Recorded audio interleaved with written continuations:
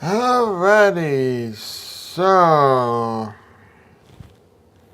welcome to the live stream, everybody.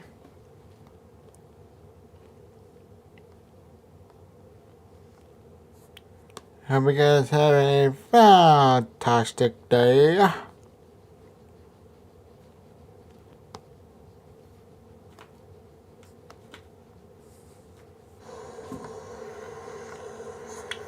Hope you guys having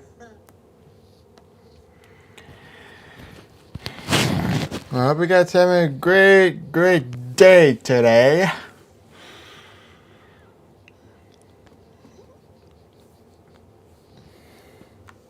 Try and get the word out here saying I'm live.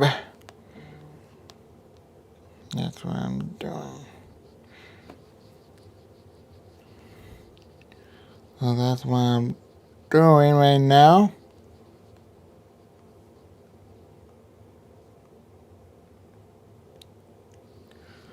Alright, so here's what we got so far. So you guys know that there's an enhanced risk for severe weather across the mid-south for Texas, Louisiana, and Arkansas, and parts of Oklahoma, southeastern Oklahoma, where the threats for possibly of large hail, damaging rains, and some strong tornadoes are pretty much possible for today. So we're going to take a look at the 500 millibar wind. So this parameter is the mid-level jet. So we're going to loop it out. And you can see how strong the wind gusts really gonna be tonight. So you can see winds are at 50 to 60 knots all around this enhanced risk area, all right in here. So hope you guys having a great day.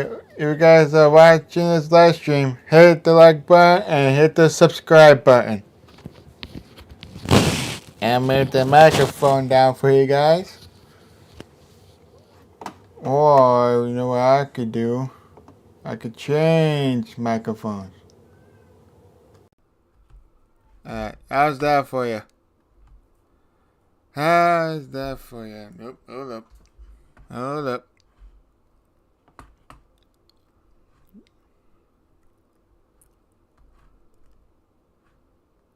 Alright, so I'm in this microphone right now.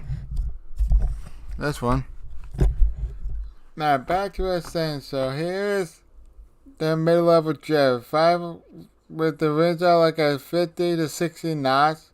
Up in the mid levels, where we take a look at the low level jet. You can see where's that roughly around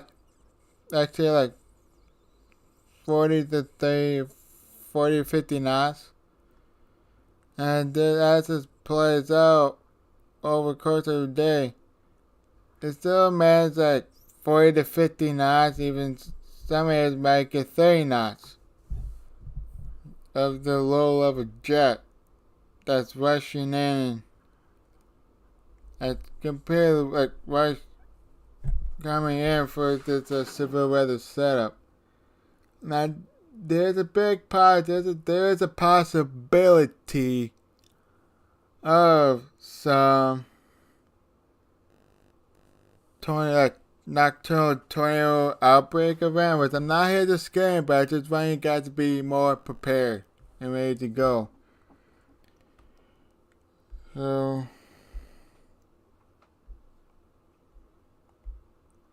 that's what's big possibility going on, pre-nocturnal tornado outbreak event, which is relatively possible, which I'm not here to scare you guys. I'm not in cause panic. I just want you guys to be well aware of what's going on. And And pretty much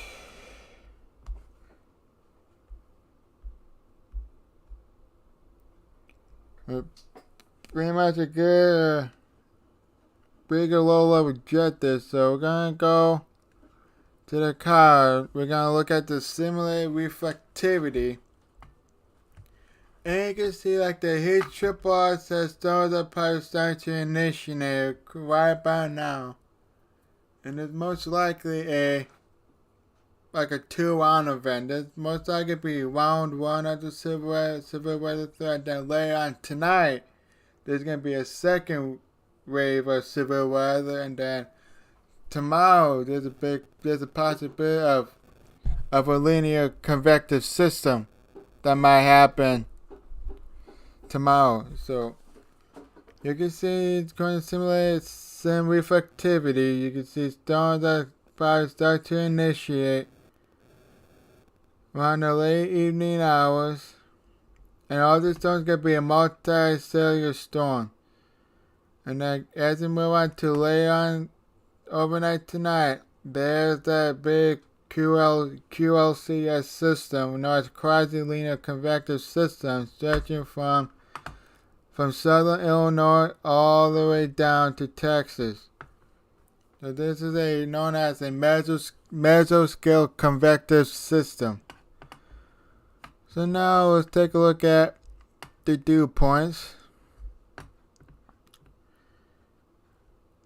So the dew points are like in the mid to low 70s, and this is deep moisture right here. The very, very deep moisture. There's another main ingredient for severe weather. There are 4 main ingredients. There's lift, instability, wind shear, and moisture. All four. So we do got the moisture, and we do got the wind shear. Now we have to see if we have the cape, have the instability, or do we have the lift. So we're going to be taking a look at that. And so we do got deep moisture involved. Called the mid-south here. That's from like eastern Texas, Louisiana, northern part of Louisiana, all southern Arkansas. So now we're going to take a look at the relative humidity as well. It's roughly at between 85 to 80%, or some spots right here has 88% of relative humidity. You can see right now during the day, mostly mid to upper upper 80s to mid 90s, low to mid 90s in the some relative helicity. And then as the days goes on, they got bigger relative humidity, which is not the thing for the moisture. So here's the cape so far. So going to the sheet that I have, with that printed out for myself. So for the convective available potential energy, known as the cape.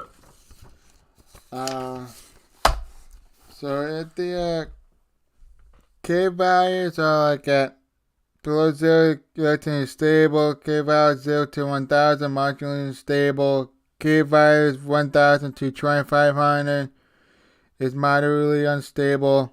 2500 to 3500 is very unstable, and above a 3500 and 400 extremely unstable cape. So we take a look at the cape. You can see the cape values are roughly at between 1000 to 2500. That's moderately unstable atmosphere. That we have parts of eastern Texas to southeastern Texas. And then at 16Z, sensing that K values are moderately unstable atmosphere right now, with the K, which is moderately buoyant in the atmosphere. We're going to take a look at the soundings right now. We're going to go like between Texas, Arkansas, and Louisiana state line. But I think I can get a sounding with Kai. We're going to have to go to this one right here. I got 16Z. We'll be taking a look at this sounding. So here's the sounding. Let me hide myself so you guys can see it. So we got way too good holograph with, so the winds are between like 30 to 40 knots on a holograph, and right here in this big gap area, that storm relative helicity will go into that, like, go to that in a bit. So you can see we got like dry air a lot in the sounding, which we have a moderately unstable atmosphere with with the atmosphere is moderately buoyant as well. So we got good directional wind shear involved.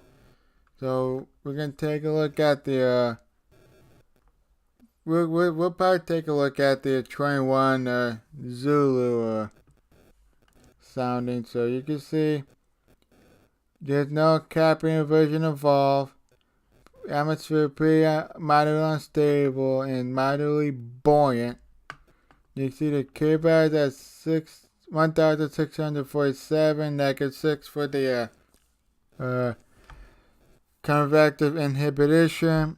SCL height is 26. That's low. Lifting index is -7, with the lift index means for you guys, I'll get the definition to help you guys out what the lifting index is. So the lifting index is an indice to assess the low-level partial instability of the troposphere. And you guys say, how is it determined? Well, first off, the temperature and dew point that is at 15 millibars above the surface pressure.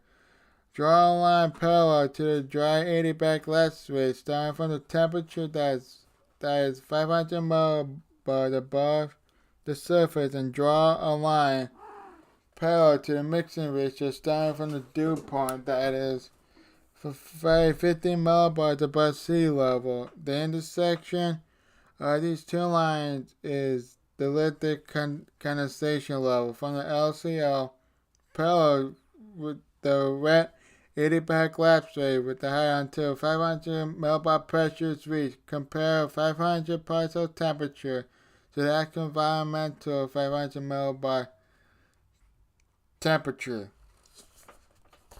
So you can see right here, like 69 degrees right at the surface, and we do have a dry adiabat, which is dry a lot. See, like from 500 millibars to 50 millibars, you can see dry adiabat and pretty good lift index rate. That means that there's a large instability involved with the lifting index, where the condensation level is 831, equilibrium level 12,333. Now its energy helicity index is between 2.1 2.4, which the energy helicity index means. For you guys, I'll read the definition here. So the energy helicity index, the basic premises behind the EHI energy helicity index is the storm rotation should be maximized when K is large and the storm relative helicity is large. The 0.1 kilometer EHI values greater than 1 and 2 have been associated with significant tornadoes and supercells. So, any values are greater than 1 to 2, which, see right here, there's pretty good chance of like some strong tornadoes involved. Which I'm not here to scare you guys. I'm just here you guys could be weather aware. And now I'm gonna see. I'm gonna pop myself in here. Hello. Alright, so now storm relative helicity between a 203 to 228. Which that means there's a good possibility of strong tornadoes that are involved. That pretty much involved. But according to the other sheet that I got from the print off too, which it shows like very unstable atmosphere with the lifting index. Gotta mention that. So the storm relative helicity, the values are between 150 to 299, but there's a possibility of some weak tornadoes involved. Maybe it also there's a possibility of strong tornadoes as well. But according to the storm relative helicity, which is right here in this photograph right here, that big old gop, that's storm relative helicity. That's what supports the atmospheric rotation within the surface when there's a vertical cylinder rolling down, or not vertical, like horizontal cylinders rolling down. And once a storm develops, that cylinder gets tilted almost vertically, and that's what causes the rotation in the atmosphere, where it causes a supercell thunderstorm. So that's what we see. We got good. I'm gonna recap this again. We got a good directional shear. The holographic winds are like at 30 to 40 knots, and then we get some relative helicity in the 200 range. We got good moderately unstable atmosphere with moderately buoyant atmosphere. Now all the parameters are in place. So now we're gonna dig it deeper. You can see as the dig rolls on, you can see. And right here, they say that's the convective. That's a convective inhibition. That's what it is. And as the days move on into the overnight hours, then there comes that squall line. Will initiate later tomorrow. So now we're going to take a look at the mean layer cape and sand.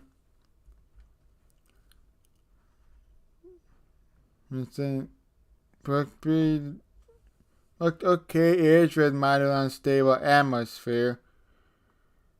As you can see, like, take a look at the sounding right now. I can't take like the sounding with that. So take a look at the most unstable cape and shear. Yeah, pretty good moderately unstable cape. Same thing again with a good directional vertical wind shear. Now we see right here, which I could pretty much agree with the Storm Prediction Center. So the 3-kilometer cape. Don't know what this parameter is. If you guys in the chat, let me know what 0 to 3-kilometer cape is. So I want to learn more about this parameter right here.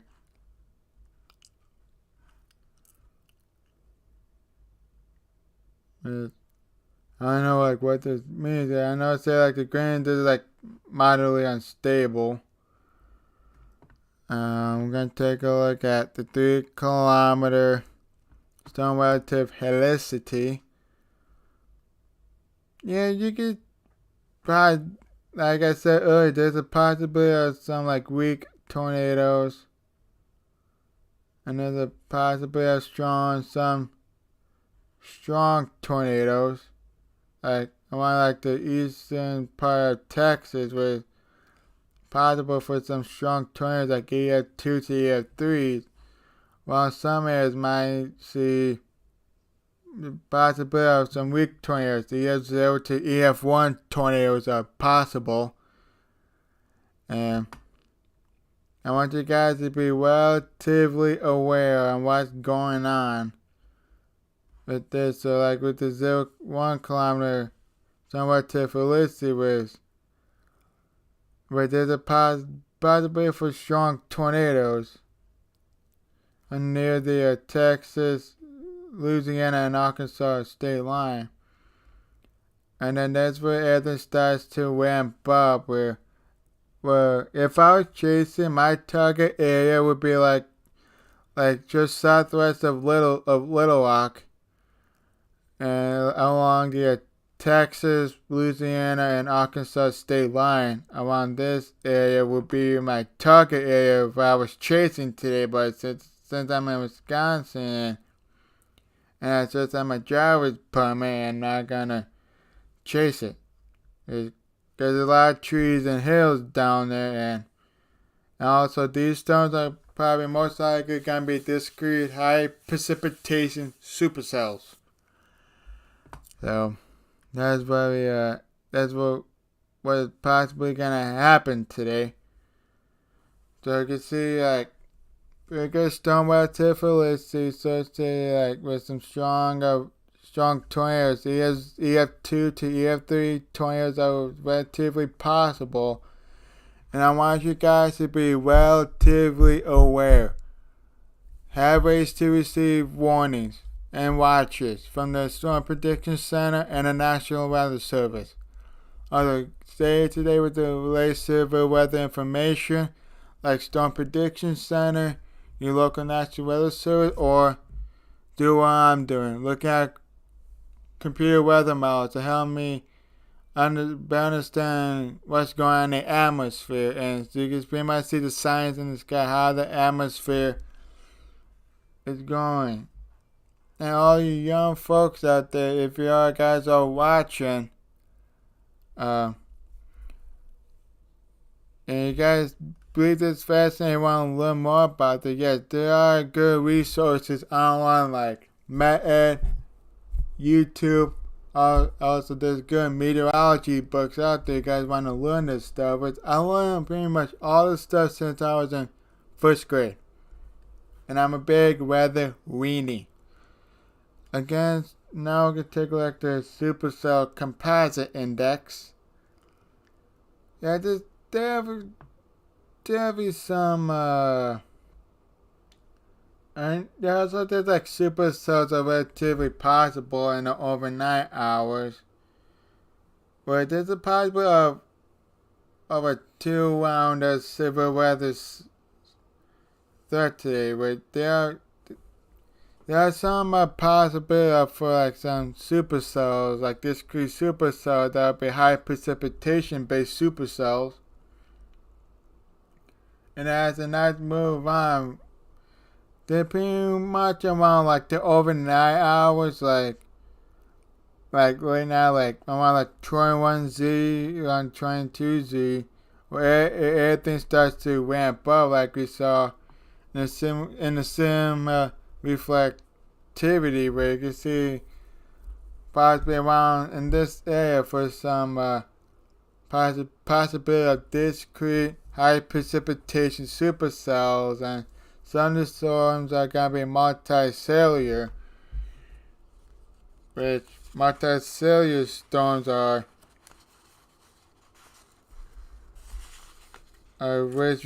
which chasers don't like to chase because one, you can't really see the tornado and can't really see any of that stuff. So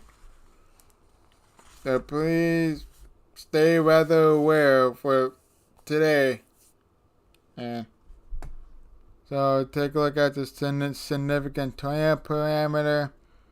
See there's some like say along the like 21Z to like over an hour. There's a possibility for like a week to a strong tornadoes like EF0 to EF3 tornadoes they are possible today. But please stay weather aware. I'm not here to cause any panic or fear. I just want you guys to be well aware on what could happen later today. Right. So now I'm going to take a look at this updraft helicity. Pretty good updrafts right now. Pretty good updrafts. This one's like at over 29 meters. And this one's at under 29 meters. Wow. So yeah, hope you guys stay weather aware.